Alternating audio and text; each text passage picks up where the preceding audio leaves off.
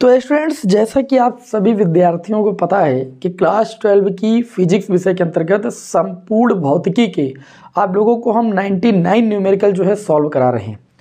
और आज आप लोगों के लिए मैंने जो टॉपिक उठाया है वो आपका है तरंग प्रकाश की, यानी वेव ऑप्टिक्स से जो न्यूमेरिकल आपके बोर्ड एग्जाम में आते हैं उन सारे न्यूमेरिकल को इस क्लास में हम सॉल्व कराने वाले हैं। मैंने आपको बताया था कि वेव ऑप्टिक्स में दो चैप्टर बहुत ज़्यादा इंपॉर्टेंट है जिससे न्यूमेरिकल आते हैं। एक आपका है प्रकाश का व्यतिकरण, जिससे क्वेश्चन बनता ही बनता है, इसलिए सबसे ज़्यादा क्वेश्चन हमने इसी चैप्टर के रखे हैं। और बाकी विवर्तन से 2-3 बार क्वेश्चन देखने को मिला है जिसमें केंद्रीय उच्चिष्ट की कोणीय चौड़ाई की बात होती है। ऐसे क्वेश्चन मैंने देखे एग्जाम में आए हैं। बाकी और वेव ऑप्टिक्स में किसी भी टॉपिक से रिलेटेड क्वेश्चन अभी तक नहीं पूछे गए हैं और ना ही मुझे उम्मीद है, क्योंकि ध्रुवण जो चैप्टर था उससे तो काफ़ी ज़्यादा सिलेबस से हटा ही दिया गया है, तो फिर उससे न्यूमेरिकल आने के कोई चांसेस नहीं हैं।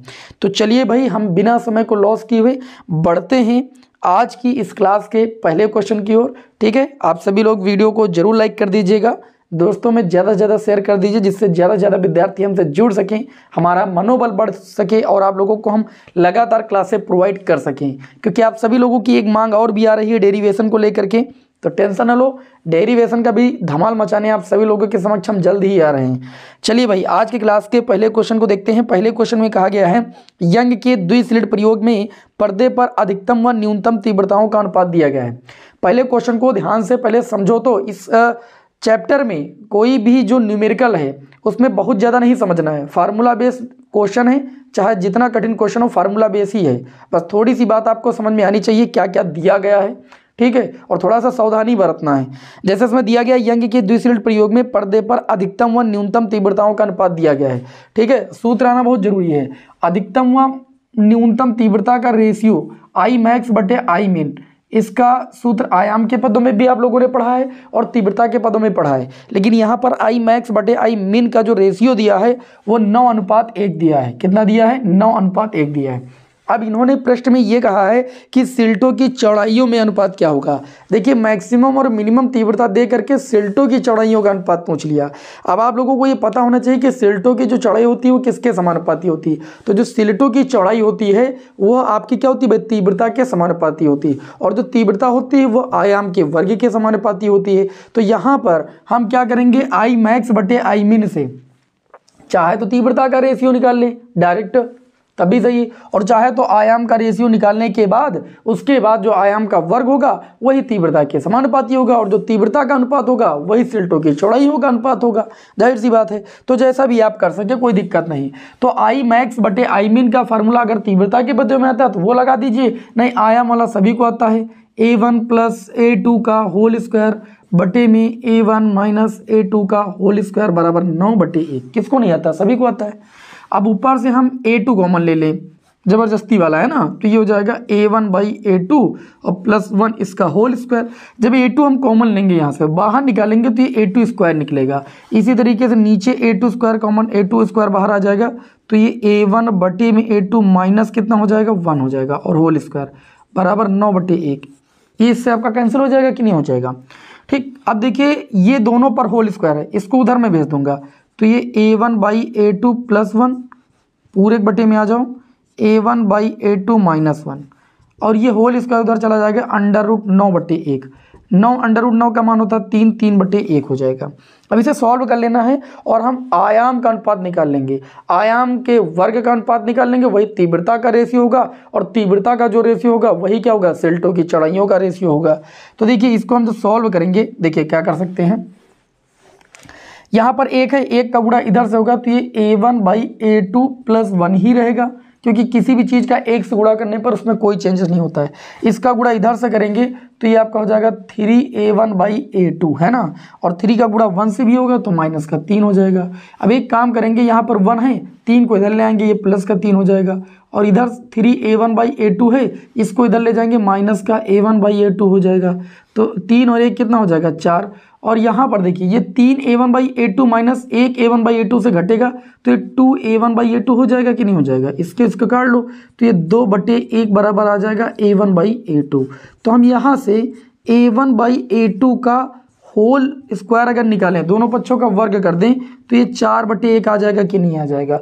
मैंने अभी आप लोगों को बताया कि जो सिलटों की चौड़ाइयों का अनुपात होता है, जिसको W1/W2 से हम लिख सकते हैं, ये होता है I1/I2 के, मतलब तीव्रताओं के रेशियो के बराबर होता है। और तीव्रताओं का जो रेशियो होता है वो आयामों के वर्ग के अनुक्रमानुपाती होता है, आयाम के वर्ग के अनुक्रमानुपाती होता है। तो आयामों का जो अनुपात होगा उसके वर्ग की जो वैल्यू होगी वो तीव्रताओं के अनुपात के बराबर होगी। तो हम ये कह सकते हैं कि W1/W2 बराबर A1/A2 की वैल्यू तो हम निकाल चुके हैं 4/1, यानी जो सिलटों की चौड़ाइयों में अनुपात आ जाएगा वो 4:1 आ जाएगा। इस क्वेश्चन को हल्के में मत लीजिएगा, क्लास का ये पहला क्वेश्चन था, मैंने बहुत ही अच्छे से इसको सिलेक्ट किया है, बहुत सोच समझ के। ये बोर्ड एग्जाम में पूछा भी जा चुका है। कभी देखिए, आप तीव्रता का अनुपात दिए जाने के बाद आयामों का अनुपात निकालना तो हर एक कोई निकाल लेता है, लेकिन तीव्रता का मैक्सिमम और मिनिमम तीव्रता का रेशियो देने के बाद अगर सिलटों की चौड़ाइयों का रेशियो पूछ ले तो फिर अच्छे फंस जाते हैं। इसीलिए मैंने इस क्वेश्चन को यहाँ पर कराया है, तो इसे आप हल्के में मत लीजिएगा, ठीक है। अभी हमारे विद्यालय में टेस्ट हो रहा था तो मैंने इस क्वेश्चन को दिया था, बहुत सारे विद्यार्थी नहीं कर पाए थे, कोई कर ही नहीं पाया था, क्योंकि यहाँ तक कोई सोच ही नहीं पाया था ना। बात ये है, तीव्रता और आयाम का रिलेशन तो सभी को पता है, लेकिन सिलटों की चौड़ाइयों का रेशियो पूछ लिया जाए तीव्रता का अनुपात देने के बाद तो फिर सोचना पड़ जाता है। तो ये आपके आज की इस क्लास का पहला क्वेश्चन हुआ। अब देखिए, जो दूसरा क्वेश्चन लिया मैंने हाइगेंस वाले क्वेश्चन चैप्टर से लिया है, और बढ़िया क्वेश्चन है, इसको हाइगेंस का ही आप समझिए या इसको आप वेव ऑप्टिक्स का भी समझ सकते हो। अगले क्वेश्चन में कहा गया कांच और जल के निरपेक्ष अपवर्तनांक। जब किसी भी माध्यम का निरपेक्ष अपवर्तनांक दिया जाए, निरपेक्ष अपवर्तनांक का मतलब उस माध्यम का निर्वात या वायु के सापेक्ष अपवर्तनांक। तो जैसे सबसे पहले इस क्वेश्चन में कहा गया कांच को हम ग्लास बोलते हैं ना, तो ग्लास का जो अपवर्तनांक दिया, किसी भी माध्यम का अपवर्तनांक वायु के सापेक्ष ही होता है। तो ANG बराबर आपको दिया गया है 3/2। कितना दिया गया? 3/2। और कहा गया जल का मतलब ANW की वैल्यू आपको दी गई है कितनी? 4/3। प्रश्न में ये कहा जा रहा है तो कांच और जल में प्रकाश की चाल, तो आपको यहाँ पर निकालना कांच का मतलब VG और जल का मतलब VW, चालों का रेशियो आपको निकालना है। ये इस क्वेश्चन का कहना है।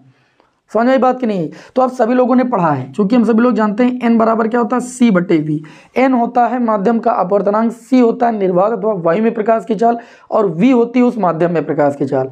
तो जब हम यहाँ पर ANG की बात करेंगे, ANG मतलब ग्लास के लिए अगर बात करेंगे तो ये C/VG हो जाएगा, और अगर हम जल वाले माध्यम के लिए बात करेंगे ANW के लिए तो ये C/ कितना हो जाएगा? VW। हम सभी लोग जानते हैं कि C तो हमारी निर्वात अथवा वायु में प्रकाश की चाल है, वो तो नियत ही रहेगी, उसको क्या मतलब है? तो जब हम इसको समीकरण 2 मान लें, इसको 1 मान लें, इसको 1 मान लें, इसको 2 मान लें, और 2/1 से इसका मान निकालें। देखो ANW ऊपर हो जाएगा, ANG नीचे हो जाएगा। ANW की वैल्यू कितनी है? C/VW। ANG की वैल्यू कितनी है? C/VG। C से C कैंसिल, VG ऊपर चला जाएगा और VW नीचे आ जाएगा।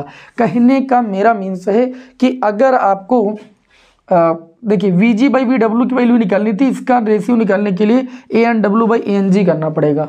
ANW की वैल्यू आप देख सकते हो कितनी है? 4/3, और ANG की वैल्यू कितनी है? 3/2 बराबर VG/VW। हम ये कह सकते हैं 2 ऊपर चला जाएगा तो ये 8 और 3 का गुणा नीचे हो जाएगा, 8:9 आ जाएगा इस क्वेश्चन का राइट आंसर। बताइए, बढ़िया क्वेश्चन था कि नहीं था? बहुत बढ़िया क्वेश्चन था, बहुत ही प्यारा क्वेश्चन था, एग्जाम में ये भी आ चुका है। ठीक है, सारे सेलेक्टेड क्वेश्चनों को ही यहाँ पर कराया जा रहा है। सभी विद्यार्थियों ये एक बार क्लास को शेयर कर दें। ठीक है, देखिए शुरुआत में मैंने बहुत ही बढ़िया क्वेश्चन आप सभी लोगों के समक्ष लिए हैं। हमें उम्मीद है कि आप सभी लोगों को ये जो 99 न्यूमेरिकल की सीरीज चल रही है, ठीक है, ये बहुत अच्छी लग रही होगी, क्योंकि इसमें हम ऐसे क्वेश्चनों का चुनाव कर रहे हैं वैसे क्वेश्चनों का ही चुनाव कर रहे हैं जैसे क्वेश्चन आपको यूट्यूब पर बहुत कम सॉल्व कराए जाते हैं। ठीक है, इसलिए हम चाहते हैं कि हर एक विद्यार्थी ठीक पढ़ने के लिए ज़्यादा पैसा ना पे करे तो ज़्यादा बेटर है। ठीक है, फ्री शिक्षा आप लोगों को हम देना चाह रहे हैं, तो फ्री शिक्षा का आप सदुपयोग कीजिए। और वैसे भी मुझे पता है कि फ्री चीज़ आज के ज़माने में जब किसी को मिलने लगती है तो उसकी कदर नहीं करता है, और फिर बाद में उसको उसकी कदर समझ में आ जाती है। ठीक है, तो इसलिए देखिए यहाँ पर जो चीज़ें आपको हम दे रहे हैं इसको धैर्य के साथ, बहुत सारे विद्यार्थी तो इस क्लास को बहुत ही अच्छा समझ रहे होंगे। ठीक है, लेकिन अब मैं मानता हूँ कि मैं कोई पेड बैच नहीं चलाता हूँ, तो समझ लीजिए पूरा नॉलेज आपको यहीं पर देता हूँ। ठीक है, और इससे काफ़ी विद्यार्थियों को लाभ भी मिल रहा है। चलिए भाई, आज की क्लास का अगला क्वेश्चन हम देखते हैं। क्वेश्चन नंबर हमारा कौन सा होगा इस क्लास का? क्वेश्चन नंबर 3 होगा। ओके, बढ़ते हैं क्वेश्चन नंबर 3 की ओर। समान आवृत्ति की दो तरंगें हैं जिनकी तीव्रताएं I0 व 9I0 हैं, अध्यारोपित की जाती हैं। यदि किसी बिंदु पर परिणामी तीव्रता 7I0 हो तो उस बिंदु पर तरंगों के बीच न्यूनतम कालांतर क्या होगा? देखिए, इस प्रश्न का कहने का मतलब है कि जो I1 है, जो पहली तीव्रता है वो I0 के बराबर है, और जो दूसरी तीव्रता है I2 वो किसके बराबर है? 9I0 के बराबर है। और जो परिणामी तीव्रता I है, ध्यान दीजिएगा, परिणामी तीव्रता जो I है वो 7I0 है। तो प्रश्न में कहा जा रहा है कि बताओ कालांतर यानी फाई कितना होगा। हम सभी लोग जानते हैं परिणामी तीव्रता, आपको व्यंजक भी निकाला है, मैंने बताया भी है, और डेरिवेशन मैंने सारे आप लोगों को सॉल्व करा दिए हैं। आप क्लास देखते नहीं हो तो कैसे समझ में आएगा? प्लेलिस्ट देखो, सारे डेरिवेशन जो है एक तरफ से करा दिए हैं, सारे चैप्टर के जितने महत्वपूर्ण हैं, कोई डेरिवेशन मुश्किल से ही बचा है। ठीक है, प्लेलिस्ट को एक बार फॉलो तो करो। तो परिणामी तीव्रता I बराबर आया था I1 plus I2 plus 2 under root I1 I2 cos phi, यही तो आया था भाई। अब I की वैल्यू इन्होंने कहा है कि आप 7I0 रखो, I1 की वैल्यू बोल रहे हैं I0 रखो, I2 की वैल्यू बोल रहे हैं 9I0 रखो, प्लस 2 I की वैल्यू हो गई आपकी I0 और I2 की वैल्यू हो गई 9I0, इनटू में कितना हो जाएगा? cos phi. 7I0, ये 9 1 10 हो जाएगा ना 10, इसको इधर लाऊं। 7I0 माइनस 10I0 बराबर 2 अंडर रूट I0 इंटू में 9I0 इंटू में cos फाई।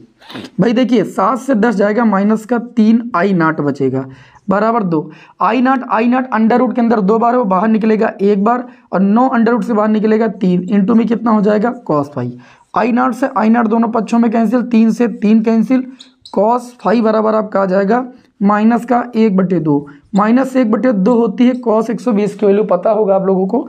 cos से cos हट जाएगा तो फाई बराबर कितना आ जाएगा? 120 डिग्री। फाई क्या है? कालांतर है दोनों तरंगों के बीच, और क्वेश्चन में यही पूछा गया था। बताइए भाई, क्वेश्चन समझ में आया कि नहीं समझ में आया?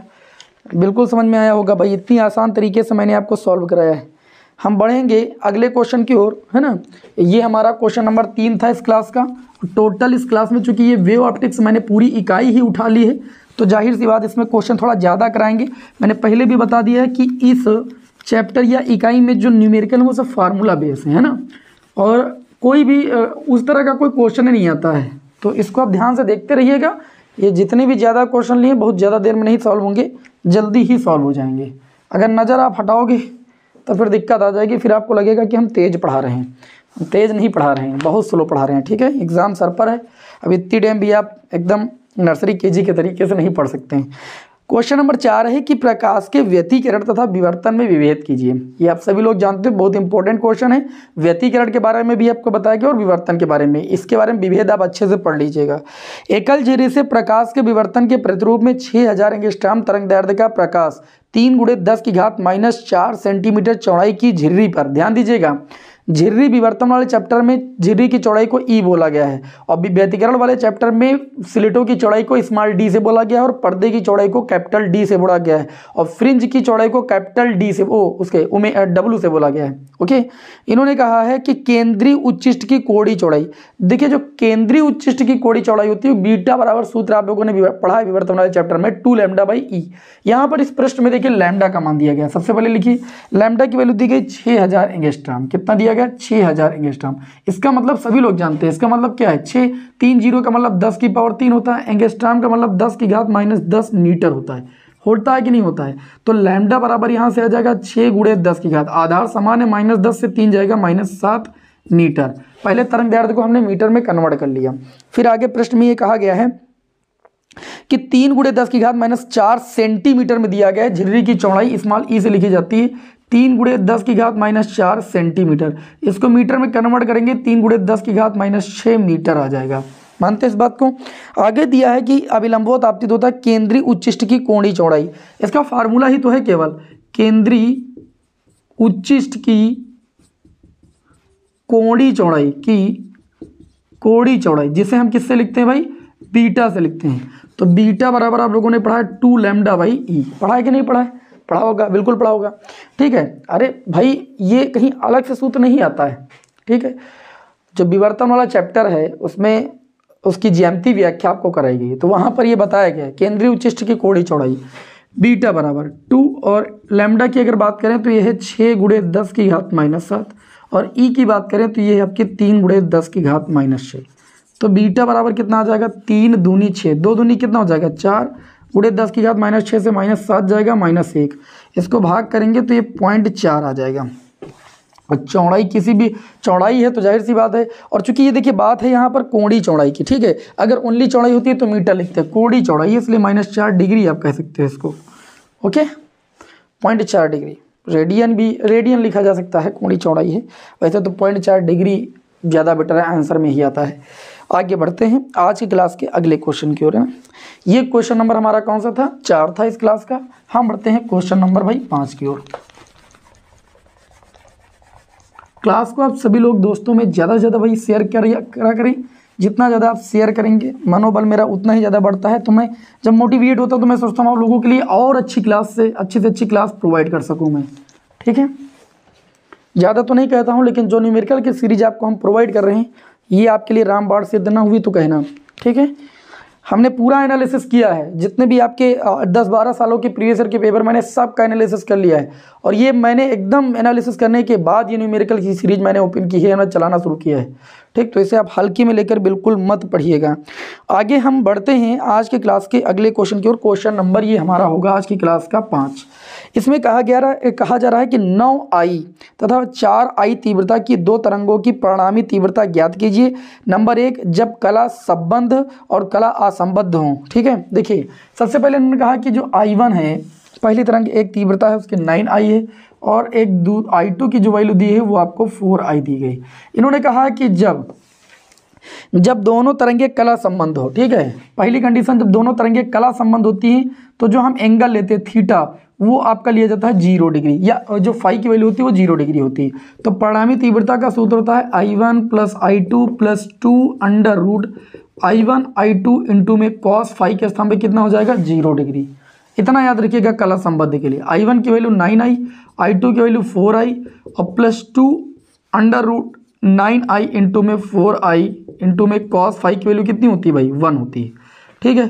तो I बराबर ये 9 4 कितना हो जाएगा 13I प्लस ये कितना हो जाएगा, देखिए 4 अंडर रूट से बाहर निकलेगा 2, 3 अंडर रूट से बाहर निकलेगा 3 और 9, 3 और दूनी 6 हो जाएगा कि नहीं हो जाएगा, 6 दूनी कितना हो जाएगा 12, और I अंडर रूट से बाहर निकलेगा तो I हो जाएगा I² है ना अंदर, तो ये आपका कितना हो जाएगा I बराबर, ध्यान दीजिएगा I के पदों में ही दिया गया, इसको I डैश कर दीजिए नहीं गड़बड़ हो जाएगा। परिणामी तीव्रता को 13 और 12 कितना हो जाएगा 25I, कितना हो जाएगा 25I। तो जब दोनों प्रकाश तरंगे कला संबंध होगी तो जो परिणामी तीव्रता होगी वो कितनी होगी 25I। और असंबद्ध हो, दूसरी कंडीशन जब असंबद्ध हो तो फाई की वैल्यू कितनी लेते हैं 90 डिग्री, और जब 90 डिग्री लेंगे तो ये वाला पूरा पोर्शन 0 हो जाएगा कि नहीं, क्यों, क्योंकि cos 90 की वैल्यू 0 होती है और 0 का मल्टीप्लाई इससे होगा तो ये पूरा 0 हो जाएगा। तो जो परिणामी तीव्रता हो जाएगी वो इन दोनों के योग के बराबर हो जाएगी, 9 और 4 कितना हो जाएगा 13I। ये आपके इस क्वेश्चन का राइट आंसर हो जाएगा। बढ़िया क्वेश्चन था कि नहीं, एग्जाम में ये भी आया है। और क्वेश्चन नंबर हम 6 की ओर बढ़ेंगे बिना समय को लॉस किए हुए, है ना। क्वेश्चन नंबर 6 की ओर चलिए बढ़ते हैं भाई, इसको रफ कर देते हैं यहाँ पर। क्वेश्चन नंबर 6 भी बहुत ही प्यारा क्वेश्चन है ना, और बढ़िया क्वेश्चन है। क्वेश्चन नंबर 6 में ये दिया गया है कि 2 तरंगों की तीव्रताओं का अनुपात दिया गया। भाई तीव्रताओं के अनुपात को किससे लिखते हैं हम I1/I2 से। ये क्वेश्चन नंबर 6 है हमारी इस क्लास का। I1/I2 का जो रेशियो दिया गया है वो 1/9 दिया गया है, 1:9 दिया गया है। यदि दोनों तरंगे व्यतिकरण करती हों, ठीक है, व्यतिकरण की बात हुई तो परिणामी तीव्रता की अधिकतम व न्यूनतम तीव्रताओं का रेशियो ज्ञात कीजिए।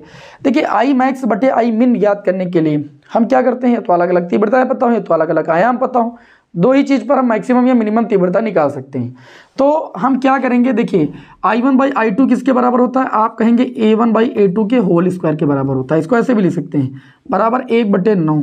तो A1/A2 की वैल्यू आ जाएगी 1/3। कितनी आ जाएगी भाई 1/3, क्योंकि स्क्वायर उधर जाएगा अंडर रूट लग जाएगा, अंडर रूट 1/9 की वैल्यू कितनी आ जाएगी 1/3।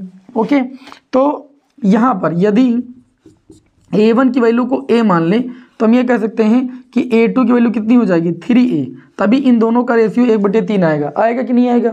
अब प्रश्न में ये कहा गया है कि मैक्सिमम और मिनिमम तीव्रता, तो Imax बटे Imin मैक्सिमम और मिनिमम तीव्रता का रेशियो पूछा गया है।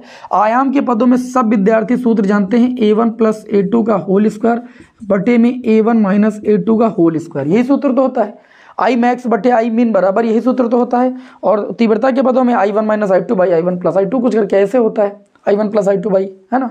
तीव्रता के पदों में फिलहाल मुझे सूत्र याद नहीं, सत्य बात बता रहा हूँ, लेकिन शायद I1 + I2 बटे में I1 - I2 होता है।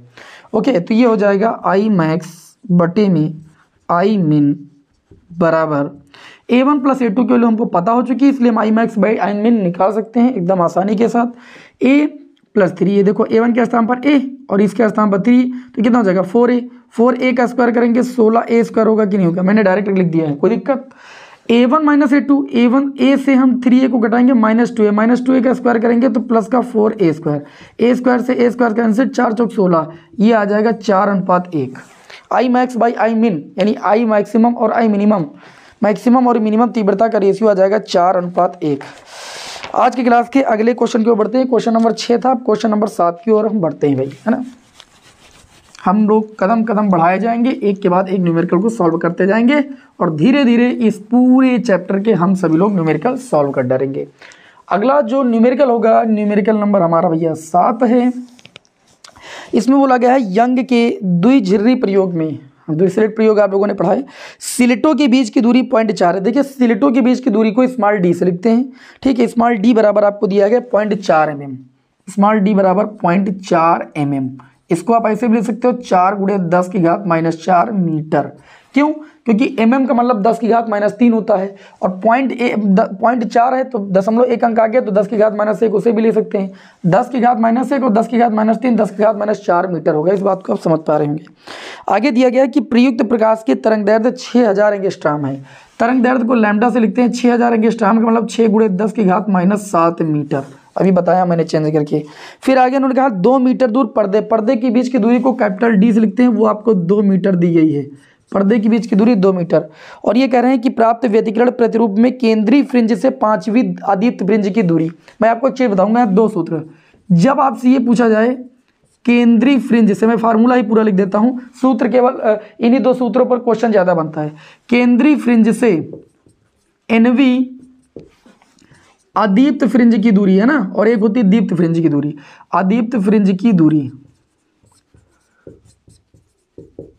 दूरी बराबर क्या, x बराबर सूत्र होता है 2m - 1 d λ/2d, ठीक है।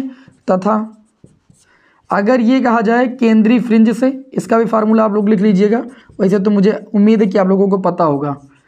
केंद्रीय फ्रिंज से NV दीप्त फ्रिंज की दूरी x बराबर होता है m d λ/d। ये 2 सूत्र याद रखिएगा। आपसे केंद्रीय दीप्त से अदीप्त पूछ रहा है कि केंद्रीय दीप्त से अदीप्त पूछ रहा है, इस बात का आना बहुत जरूरी है आप लोगों के लिए, है ना। अब वो m की वैल्यू दूसरी पूछे, तीसरी पूछे, जो पूछे उसकी वैल्यू रख दीजिए, बात खत्म। ओके, बाकी इन दोनों सूत्रों को जल्दी से लिख दीजिए भाई, फटाक से आप लिख लीजिए। तब तक थोड़ा सा हम इंक भर लेते हैं, मतलब पेट्रोल डाल लेते हैं, क्योंकि बाइक को चलाने के लिए ईंधन की आवश्यकता होती है। वैसे यहाँ पर पढ़ाने के लिए, मार्कर को चलाने के लिए ईंधन का कार्य कौन करता है? ईंधन का कार्य करता है यहाँ की इंक। चलिए इसे रब करूँ भाई, इसे रब कर देते हैं। देखिए भाई, हमसे पूछा गया कि केंद्रीय फ्रिंज से, क्या पूछा गया? केंद्रीय फ्रिंज से 5वीं अदीप्त फ्रिंज की दूरी। वैसे तो ये xm होता है, मैं पहले ही बता देता हूँ, मतलब आपको x5 की वैल्यू निकालना है। अदीप्त ही पूछा गया, दीप्त पूछा नहीं गया है, तो ये हो जाएगा 2m की वैल्यू 5 - 1 इंटू में कैपिटल D की बात करूँ तो 2 है, और d लैम्डा की वैल्यू कितनी है? 6 × 10⁻7 बटे में होता है 2d, स्मॉल d है ना, 4 × 10⁻4। सॉल्व कर लो भैया, बहुत सिंपल क्वेश्चन था। 5 दूनी 10, 10 से 1 गया 9, 9 × 2 × 6 × 10⁻7 बटे में आ जाएंगे तो 2 × 4 × 10⁻4। काटो भैया, 2 से ये 2 कैंसिल, और ये 4 से काटोगे 2 दूनी 4, 2 3 6, और 10⁻4 से -7 काटोगे -3 बचेगा। तो ये आपका आ जाएगा x5 बराबर, 9 त्रिक 27 बटे में 2 और गुणे में 10 की घात -3। 27 बटे 2, 13 दूना 26 होता है, ये 13.5 आएगा भैया, और गुणे 10 की घात कितना -3। चूँकि दूरी की बात हुई है तो मात्रक क्या हो जाएगा, मीटर हो जाएगा। ठीक है, उसके बाद आगे अगर हम बात करें तो आगे बात ये कही गई है कि फ्रिंज की चौड़ाई भी ज्ञात कीजिए। फ्रिंज चौड़ाई आप लोगों ने पढ़ा है कि नहीं, दो क्रमागत दीप्त व अदीप्त फ्रिंजों के बीच की दूरी को हम फ्रिंज चौड़ाई कहते हैं। तो फ्रिंज चौड़ाई यहाँ पर निकल चुकी है, आप लोग निकाल लीजिएगा। W बराबर होता है d lambda by small d। तो W बराबर d की वैल्यू कितनी है, d कैपिटल D की वैल्यू 2 मीटर, लैम्डा की वैल्यू 6 गुणे 10 की घात -7, ये तो आई है। और स्मॉल d की वैल्यू कितनी आई है, तो आप कहेंगे स्मॉल d की वैल्यू है 4 गुणे 10 की घात -4। 2 दूनी 2 एक कम 2 भैया, 2 दूनी 4, 2 एक कम 2, 2 3 6, 10 की घात -4 से -7 को काटोगे 3 गुणे 10 की घात -3 मीटर, इसको कहेंगे हम फ्रिंज चौड़ाई। ठीक है, अगर आप पहले फ्रिंज चौड़ाई निकाल लिए हो तो केवल इसी का मल्टीप्लाई करना होता है बस, क्योंकि आगे क्या है सूत्र में, केवल 2m-1 बाई कितना है आपका 2 ही तो है, d लैम्डा बाई d को ही फ्रिंज चौड़ाई बोलते हैं। तो ये मैंने प्रश्न आप लोगों के सभी के समक्ष उठाया था कि जब आपसे ये पूछा जाए कि केंद्रीय दीप्त से अदीप्त या केंद्रीय दीप्त से दीप्त फ्रिंज की ही दूरी की बात की जाए, तो ये दोनों सूत्र मैंने आप सभी को समक्ष लिख दिए हैं। हमने कहा किसी भी टाइप का न्यूमेरिकल पूछा जाए आप सॉल्व कर लीजिएगा। चलिए भाई, अब इसे अब करते हैं ना, समय को लॉस नहीं करेंगे, समय को लॉस हम नहीं करेंगे, बिल्कुल नहीं लॉस करेंगे। हम बढ़ते हैं आज के क्लास के अगले क्वेश्चन नंबर 8 की ओर। टोटल मैंने भैया 14 प्रश्न उठाए हैं और इससे बड़ा कोई प्रश्न एग्जाम में नहीं आया भैया। ठीक है, आप टेंशन मत लीजिएगा, ये आसान नहीं है, बल्कि ये इकाई ही ऐसी है। हमने पहले कह दिया कि फार्मूला बेस है, फार्मूला बेस ही इसमें न्यूमेरिकल है, इसीलिए इस चैप्टर के न्यूमेरिकल बहुत आसान माने जाते हैं। वो आई मैक्स बाई आई मिन वाले जो है थोड़ा सा कठिनाई करते हैं बस, बाकी ज़्यादा नहीं। क्वेश्चन नंबर हम 8 की ओर बढ़ते हैं। क्वेश्चन नंबर 8 और 9 हम लोग साथ में देखेंगे। क्वेश्चन नंबर 8 में दिया गया है कि दो झिर्रियों के बीच की दूरी, देखिए भैया झिर्री या सिलिट हम बोलते हैं, और उनके बीच की दूरी को स्मॉल d से लिखते हैं। तो स्मॉल d बराबर आपको दिया गया 3 मिलीमीटर। ठीक, जो दिया जाए उसे आप जरूर लिखो, इन न्यूमेरिकल को लगाने का ही तरीका है। 3 गुणे 10 की घात -3 मीटर में आप तुरंत बदल लो। आगे दिया गया है इस पर 6000 एंगस्ट्रॉम का तरंग दैर्ध्य का प्रकाश अभिलंबवत आपतित हो रहा है।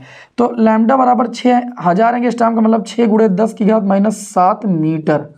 आगे दिया गया है आपतित हो रहा है 1 मीटर दूर पर्दा, पर्दे के बीच की दूरी को कैपिटल D से लिखते हैं, वो 1 मीटर दिया गया है।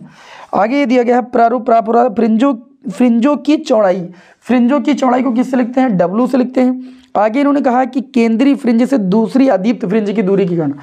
देखिए W आप निकाल लीजिए, W बराबर होता है d lambda by small d। तो कैपिटल D की वैल्यू 1, लैम्डा की वैल्यू 6 गुणे 10 की घात -7 और स्मॉल d की वैल्यू आपकी है 3 गुणे 10 की घात -3। 3 दूनी कितना 6 और 10 की घात -3 से 10 की घात -7 काटोगे -4 आ जाएगा। तो W बराबर जो फ्रिंज चौड़ाई आ जाएगी वो 2 गुणे 10 की घात -4 मीटर आ जाएगी। अब इन्होंने प्रश्न में नंबर 2 में इन्होंने कहा है कि केंद्रीय फ्रिंज से, ध्यान दीजिएगा, केंद्रीय फ्रिंज से दूसरी, है ना, द्वितीय और किसकी बात हुई, अदीप्त, द्वितीय अदीप्त फ्रिंज की दूरी की बात हुई। इसे हम लिखेंगे x2 से। भैया सूत्र होता है 2m-1 बाई 2 इंटू में d लैम्डा बाई d, अभी बताया था। क्योंकि ये हम निकाल चुके हैं ना, इसलिए इसको अलग करके लिख रहे हैं। तो ये हो जाएगा x2 बराबर 2 इंटू m की वैल्यू 2-1 बाई 2 इंटू में d लैम्डा बाई d की वैल्यू हम निकाल चुके हैं 2 इंटू 10⁻⁻⁴। दोबारा बार बार मल्टीप्लाई करने का कोई मतलब नहीं। ये 2 से 2 कैंसिल भैया, है ना, 2 दूनी 4 से 1 गया 3 और ये आ जाएगा 3 गुणे 10 की घात कितना भाई -4 मीटर। केंद्रीय फ्रिंज से द्वितीय अदीप्त फ्रिंज की दूरी 3 गुणे 10 की घात -4।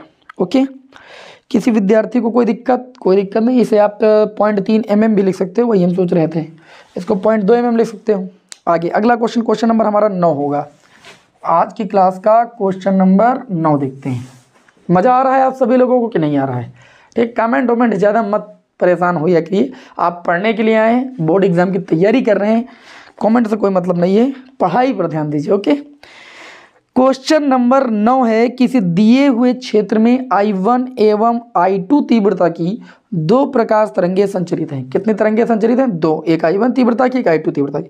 क्षेत्र में प्रत्येक बिंदु पर प्रकाश की तीव्रता I1 प्लस I2। मैंने अभी आपको बताया था कि अगर परिणामी तीव्रता I1 प्लस I2 है तो यानी दोनों तरंगे कला असंबद्ध हैं, ठीक है। और कला संबद्ध होगी, देखो अभी मैंने बताया था एक कंडीशन देती I बराबर I1 plus I2 plus 2 under root I1 I2 cos 0 होता है तो कला संबद्ध होती, और कॉस 0 होता है तो इतनी वैल्यू के बराबर होती है, क्यों? क्योंकि कॉस 0 की वैल्यू 1 होती है। लेकिन जब असंबद्ध होती है तो ये 90 होता है, मतलब ये पूरा 0 हो जाता है, केवल I बराबर I1 प्लस I2 आएगा। तो अगर परिणामी तीव्रता प्रत्येक बिंदु पर प्रकाश की तीव्रता I1 प्लस I2 है तो तरंगे जो है वो कला असंबद्ध हैं, ठीक है। क्या तरंगे कला संबद्ध? नहीं, कला असंबद्ध हैं। क्या इनमें व्यतिकरण हो रहा है? जब तरंगे कला असंबद्ध होगी तो व्यतिकरण की घटना होगी नहीं। तो इस प्रश्न का जवाब हो जाएगा कि तरंगे जो है कला असंबद्ध हैं। दूसरी बात, क्या इनमें व्यतिकरण हो रहा है? तो आप कहेंगे जी नहीं, जब तरंगे कला संबद्ध स्रोत नहीं है तो जाहिर सी बात इसमें व्यतिकरण की घटना पॉसिबल नहीं है। आगे लिखा है यदि यदि दोनों तरंगे कला संबद्ध हो तो परिणामी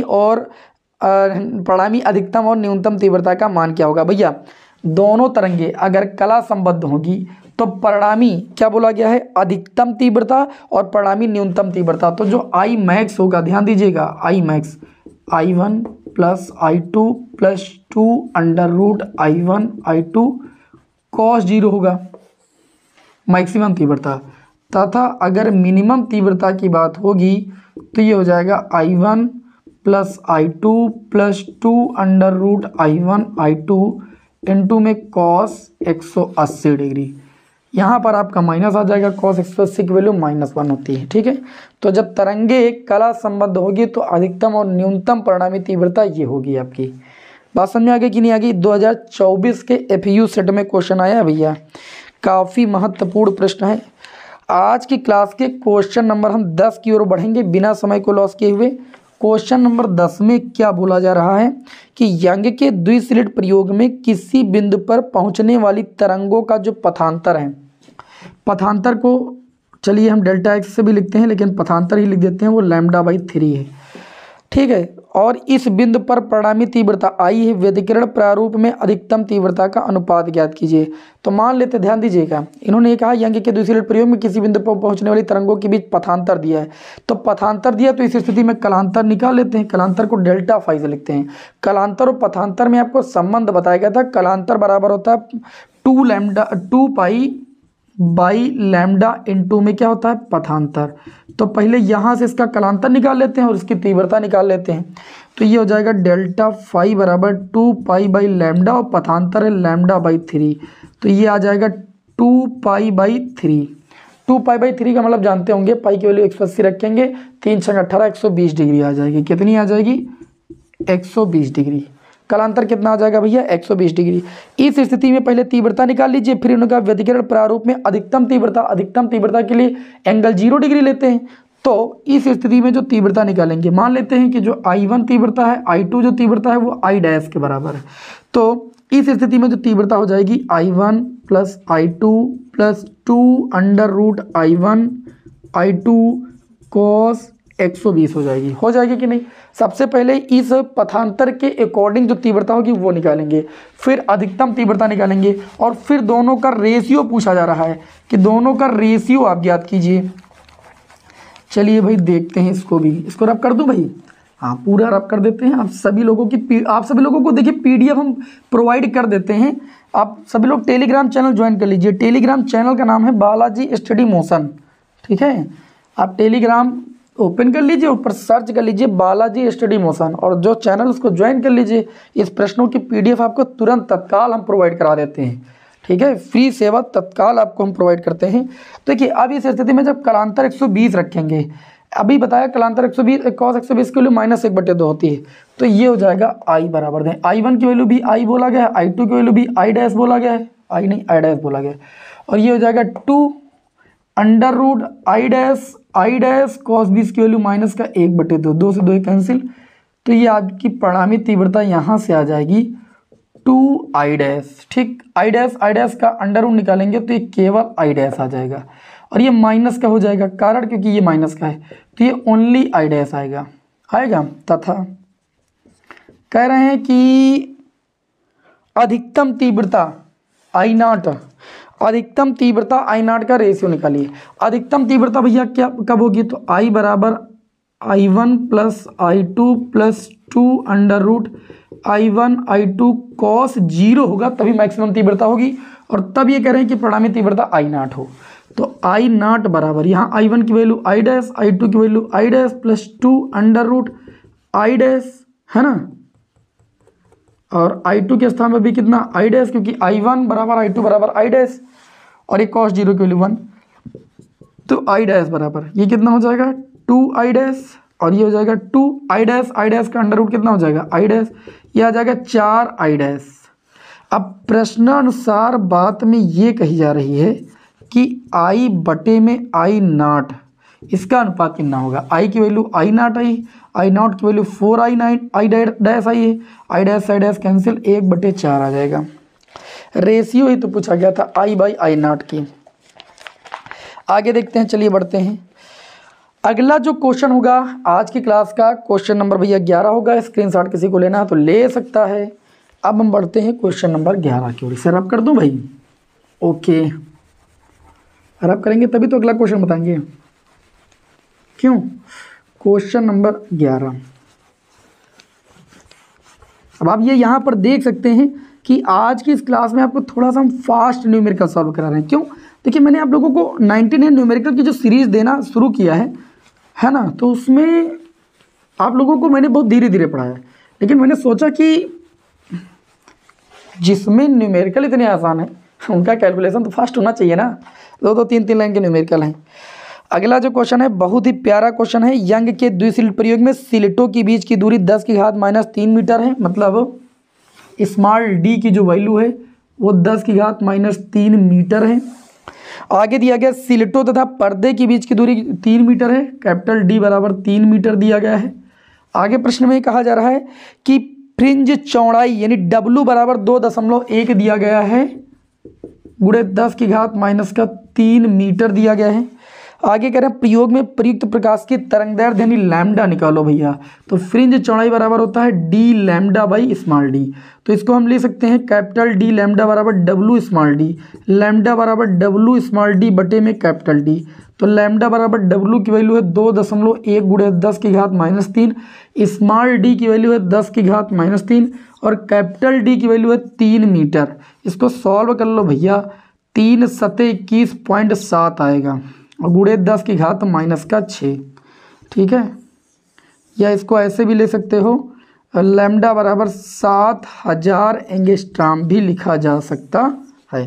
पॉइंट एक अंक उधर पीछे बढ़ाओगे तो 10 की घात कितना हो जाएगा -7।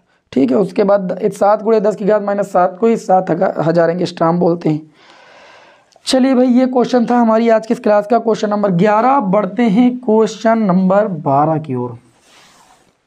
ओके, आज अभी देखिए 40 मिनट करीब होने वाले हैं और हम बढ़ गए हैं क्वेश्चन नंबर 12 की ओर।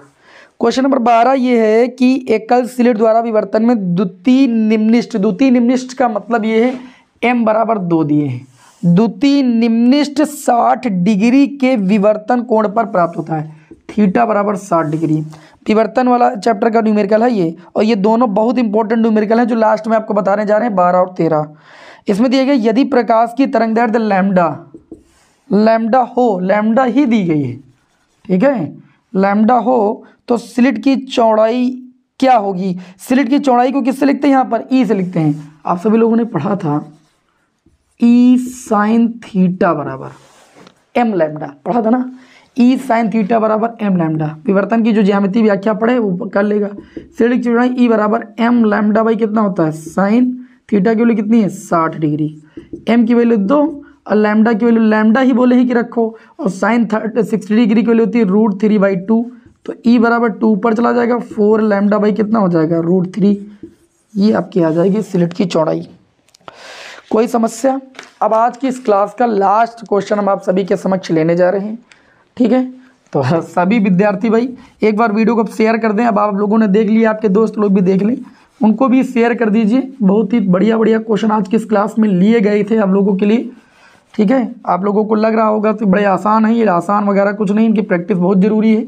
बस यहाँ पर जो न्यूमेरिकल आपको हम कराए हैं ये बोर्ड एग्जाम की दृष्टि से बहुत ज़्यादा इंपॉर्टेंट है, इतना समझ लीजिएगा आप। ठीक है, अगला न्यूमेरिकल दिया गया है कि 6000 एंगस्ट्रॉम तरंगदैर्घ्य की समांतर किरणपुंज 3 × 10⁻⁶ मीटर चौड़ी झिर्री पर लंबवत आपतित हो रही है। तो प्राप्त विवर्तन प्रारूप में केंद्रीय उच्चिष्ट की कोणीय चौड़ाई की बात हुई है। देखिए लैम्डा बराबर, ये न्यूमेरिकल नंबर हमारा 13 होगा। लैम्डा बराबर आपको दिया गया है 6000 एंगस्ट्रॉम। कितना दिया गया है? 6000 एंगस्ट्रॉम, मतलब 6 × 10⁻⁷ मीटर दिया गया है। और इन्होंने कहा प्रकाश कणपुंज 3 × 10⁻⁶ मीटर चौड़ी झिर्री पर आपतित होता है, मतलब ये आपको दिया गया है ई बराबर 3 × 10⁻⁶ मीटर चौड़ी झिर्री पर आपतित होता है। प्राप्त विवर्तन प्रारूप में केंद्रीय उच्चिष्ट की कोणीय चौड़ाई, देखिए जो केंद्रीय उच्चिष्ट की कोणीय चौड़ाई की बात होती है वहां पर केंद्रीय उच्चिष्ट की कोणीय चौड़ाई की बात है। केंद्रीय उच्चिष्ट की कोणीय चौड़ाई, इसको 2θ से लिखा जाता है, ठीक है। कोणीय चौड़ाई 2θ बराबर होता है 2λ/e। तो ये 2 उधर नहीं ले जाए, 2θ को ही केंद्रीय उच्चिष्ट की कोणीय चौड़ाई बोलते हैं। 2λ की वैल्यू 6 × 10⁻⁷ और e की वैल्यू है आपके 3 × 10⁻�6। काट लो, 3 दूनी 6, ये 10⁻⁻1, 2θ बराबर 2 दूनी 4, 0.4 आ जाएगा। कितना आ जाएगा? 0.4। देखिए थीटा को डिग्री में, रेडियन में आप लिख दीजिए, ज़्यादा बेटर है, ठीक है। डिग्री में उसमें आप रेडियन में लिख सकते हो। ये वेव ऑप्टिक्स के न्यूमेरिकल थे। कितने न्यूमेरिकल हो गए आपके? 13। इससे ज़्यादा कुछ नहीं आएगा, सब इसी टाइप से आएगा, इससे बाहर नहीं आएगा, भरोसा हो तो, ठीक है। बाकी इससे बाहर आता वाता नहीं है।